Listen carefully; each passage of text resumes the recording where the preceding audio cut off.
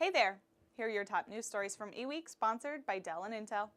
Today's topics include Yahoo's plans to reorganize under the new name Altaba after it completes the sale of its core web media assets to Verizon, the Department of Homeland Security's announcement that election technology is now designated as critical infrastructure, Microsoft's launch of a battery life experiment in its latest Windows Insider build, and Google's application for a patent that involves using autonomous cars technology for ride-sharing services.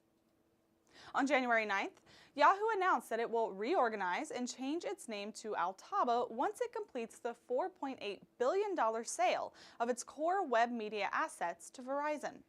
As part of the reorganization, CEO Marissa Mayer, co-founder David Filo, and 4 other board members, including former chairman Maynard Webb, plan to resign. These sweeping corporate changes were included in an 8K Securities and Exchange Commission filing posted January 9th. Yahoo said that it has created a new business entity called Altaba to identify the company's assets that it will retain after the Verizon deal closes. Those assets include shares in Chinese e-commerce giant Alibaba and Yahoo Japan. The final date for closing the Verizon deal hasn't been publicly announced. The U.S. Department of Homeland Security designated the nation's election technology and systems as critical infrastructure, giving state election officials access to technical and policy aid from the agency. The move, announced January 6th, makes the election infrastructure in the United States part of the government facilities critical infrastructure sector, one of the 16 sectors deemed crucial by the U.S. government. While some states have reportedly opposed the designation, the DHS assured election officials that states would still have full oversight and responsibility for running elections. The designation makes clear both domestically and internationally that election infrastructure enjoys all the benefits and protection of critical infrastructure that the U.S. government has to offer.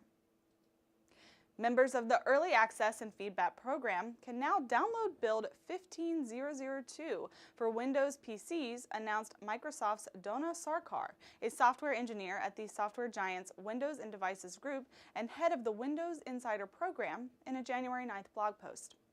Among the lengthy list of new features and enhancements is an experimental power mode that may help boost battery life.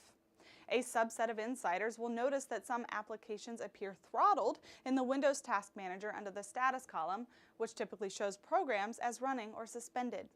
This suggests Microsoft is taking a new OS-level per-application approach to helping Windows notebook and tablet users squeeze more useful life out of their batteries between charges. A recent Google patent application suggests that the company may indeed be considering the use of autonomous vehicles in the ride-sharing space. The patent application, published on December 22, 2016, is titled Determining Pickup and Destination Locations for Autonomous Vehicles. It describes a system for determining if a passenger pickup location or destination is accessible or safe for a self-driven vehicle, and to suggest alternate locations as needed. The technology, according to the patent application, is required because self-driving vehicles may not always be able to operate everywhere a human driver would. Thanks for watching. Follow the links on this page to learn more about the stories mentioned in this broadcast, and check back every weekday for another daily tech briefing from eWEEK.com.